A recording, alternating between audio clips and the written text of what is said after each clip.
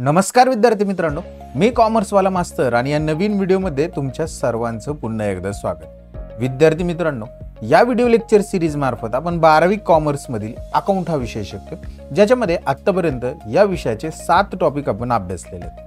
आता अभ्यासतो topic number 8, ज्याच्यामध्ये आपण अनसॉल्व एक्झाम्पल अभ्यासायला सुरुवात केली. आज आपण 6 नंबरचे एक्झाम्पल अभ्यासणार आहे. आता हे लास्टचे टॉपिक, लास्टचे व्हिडिओ जर तुम्ही काही बघितलेले नसतील तर त्या व्हिडिओच्या प्लेलिस्टच्या लिंक मी डिस्क्रिप्शन बॉक्समध्ये देऊन ठेवतो, तिथे जाऊन तुम्ही ते बघा. व्हिडिओ शेवटपर्यंत बघा, जेणेकरून हे एक्झाम्पल तुम्हाला व्यवस्थित चॅनलला जर सबस्क्राईब केलेलं नसेल तर नक्की सबस्क्राईब करा.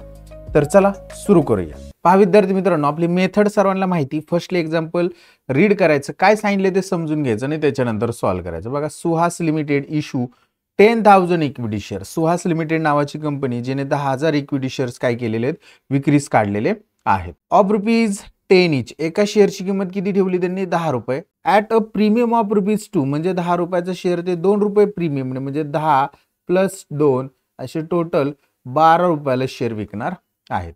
शेअर पेएबल मध्ये बघा, आता त्यांनी 3 ऑन ऍप्लिकेशनच्या वेळेस ₹3 मागवणार आहेत. ₹5 इन्क्लूड प्रीमियम ऑन अलॉटमेंटच्या वेळेस ₹5. त्याच्यामध्ये प्रीमियम इन्क्लूड आहे. प्रीमियमचे किती? 2, म्हणजे अलॉटमेंटचे अमाऊंट 3 प्लस प्रीमियमचे 2 असे टोटल ₹5 अलॉटमेंटच्या वेळेस मागवणार आहेत. And the balance in 2 calls of equal. आता बघा, टोटल शेअर्स किती रुपये मागवायचे? आपल्याला ₹12 मागवायचे. ₹12 ऍप्लिकेशनच्या वेळेस म्हणजे फर्स्ट कॉलच्या वेळेस ₹3 मागवले, त्याच्यानंतर अलॉटमेंटच्या वेळेस ₹5 मागवले, म्हणजे 12 हे 3 आणि 5 जर वजा गेले तर राहिले ₹4. मग हे ₹4 2 इक्वल इन्स्टॉलमेंट म्हणजेच फर्स्ट कॉल आणि फायनल कॉल असे 2-2. म्हणजे पहिली ऍप्लिकेशनच्या वेळेस आपण किती मागवणार? ₹3 मागवणार ऍप्लिकेशनला. त्याच्यानंतर अलॉटमेंटला ₹5, याच्यात प्रीमियमचे ₹2 इन्क्लूड आहेत. त्याच्यानंतर फर्स्ट कॉलला आपण ₹2 मागवतोय आणि लास्ट जो असणार आहे तो असणार आहे फायनल कॉलला ₹2 मागवतोय. त्यांनी इथं जे वाक्य दिलेले and the balance in 2 call of equal amount, म्हणजे या ठिकाणी ऍप्लिकेशनचे 3 आणि अलॉटमेंटचे 5 असे ₹8 मागितले. किती रुपयापैकी? ₹12 राहिले 4, तर ते 4 2 इन्स्टॉलमेंटमध्ये इक्वल मागवायचे, म्हणजे फर्स्ट कॉलला ₹2 आणि फायनल कॉलला ₹2 असे ₹4 आपण इक्वली मागितले. पुढे त्यांनी असं सांगितलेलं आहे की application were received for 11,000 equity share. Application 11,000 equity शेअरला विकाय काढलेले 10,000, ऍप्लिकेशन आले 11,000. या ठिकाणी ओव्हर सबस्क्रिप्शन झालेले. काय झालेले? Over subscription. आणि and pro rata allotment was made for all applicants, म्हणजे सगळ्या ऍप्लिकंट्सला शेअर दिलेले आहेत. म्हणजे जे 1,000 ओव्हर सबस्क्राईब्ड आहेत, 1,000 शेअर, त्यांना पण आपण काय केलेले आहेत? शेअर दिलेले आहेत, पण प्रोराटा बेसिसवर. म्हणजे त्यांनी 2 ऍप्लिकेशन केले असतील, त्यांना एकच शेअर दिला आणि एका शेअरचे पैसे एक्स्ट्रा आले ते आपण अलॉटमेंटच्या वेळेस ऍडजस्ट केले, त्याला प्रो रेटा अलॉटमेंट असं म्हणणार. The excess application money was adjusted towards allotment.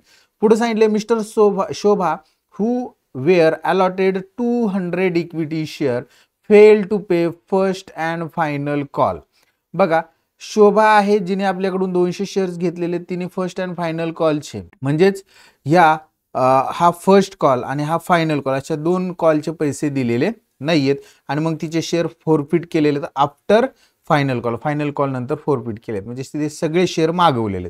आता आपल्याला सॉल्व्ह करायला सुरुवात करायची. फर्स्ट आपल्याला बघा, ऍप्लिकेशन आलेले आहेत 11,000, म्हणजे 11,000 शेअर्सचे, म्हणजे 11,000 ऍप्लिकंटने आपल्याला ऍप्लिकेशनचे किती? ₹3 दिलेले आहेत. मग आपल्याला 11,000 गुणिले 3 जितके पैसे येतील बँकेत ते लिहिणार आपण. पण फर्स्ट एंट्री करणार आहोत. बँक अकाउंट डेबिट 11,000 ऍप्लिकेशन्स आहेत, 11,000 × 3 is equal 33,000. 2 equity share application account 33,000 आणि याचं नॅरेशन लिहिणार बिंग इक्विटी शेअर ऍप्लिकेशन मनी रिसिव्ड. ही झाली फर्स्ट एंट्री. आपल्याला जे पैसे आलेले आहेत ते ट्रान्सफर करायचे आपल्या शेअर कॅपिटलला आणि ऍडजस्टेड करायचे अलॉटमेंटला एक्सेस ऍप्लिकेशनचे. मग आपण एंट्री करणार equity share application account debit. बघा किती आले होते आपल्याकडे? 33,000 आलते, ₹33,000 आलते.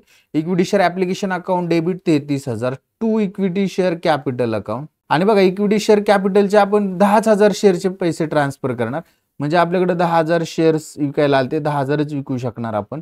आणि 10,000 गुणिले 3 अशा पद्धतीने आपण ₹30,000 काय करतोय? इक्विटी शेअर कॅपिटलला ट्रान्सफर करणार.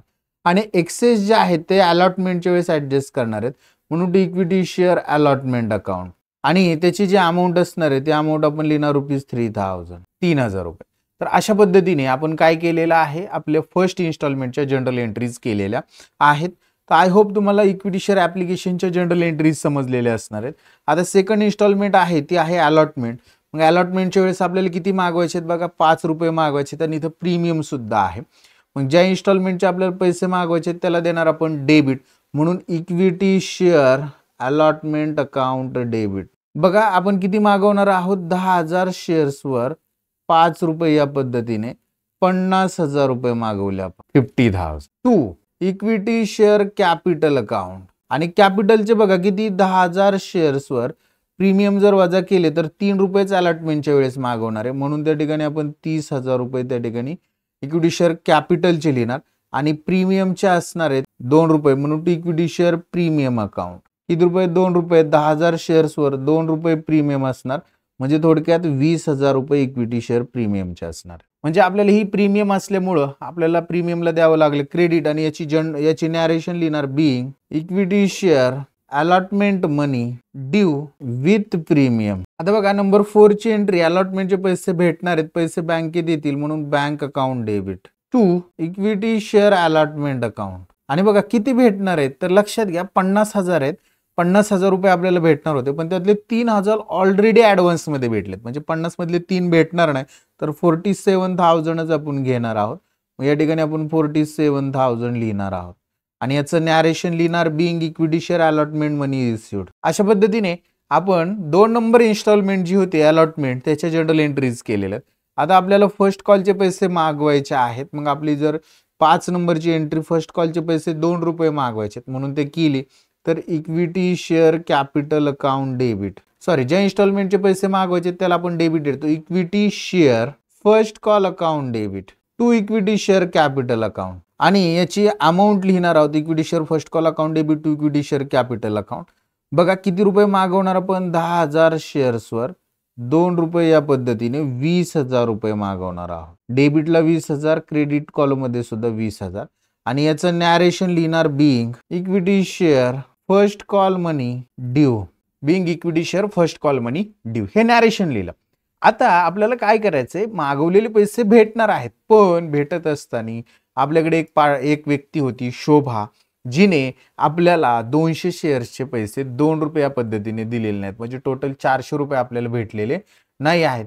तर ते कसे आपल्याला मेंटेन करणार त्याचं अकाउंटिंग, तर ₹400 भेटणार नाहीत 20,000, म्हणजे भेटतील किती, ₹19,600 भेटणार आहेत. मग तेवढेच पैसे आपल्या बँकेत येतील, तर आपण नंबर 6 ची एंट्री बँक अकाउंट डेबिट. बघा आपल्याला काय आहे, 10,000 शेअर्स मधले 200 शेअर्स म्हणजे 9,800 शेअर्स कडूनच आपल्याला ₹2 या पद्धतीने पैसे भेटणार आहेत, तर ते किती भेटतील, ₹19,600 भेटतील. 2 इक्विटी शेअर फर्स्ट कॉल, कोणत्या कॉलचे पैसे आहेत, फर्स्ट कॉलचे, म्हणून equity share first call account आणि अमाऊंट लिहिणार आहोत ₹19,600 आणि याचं नॅरेशन लिहिणार आपण being equity share first call money received. तर अशा पद्धतीने आपली जी थर्ड इन्स्टॉलमेंट होती फर्स्ट कॉल, त्याचे पैसे आपण मागवलेले आहेत, त्याच्या जनरल एंट्री केल्या, पैसे भेटले त्याच्या पण.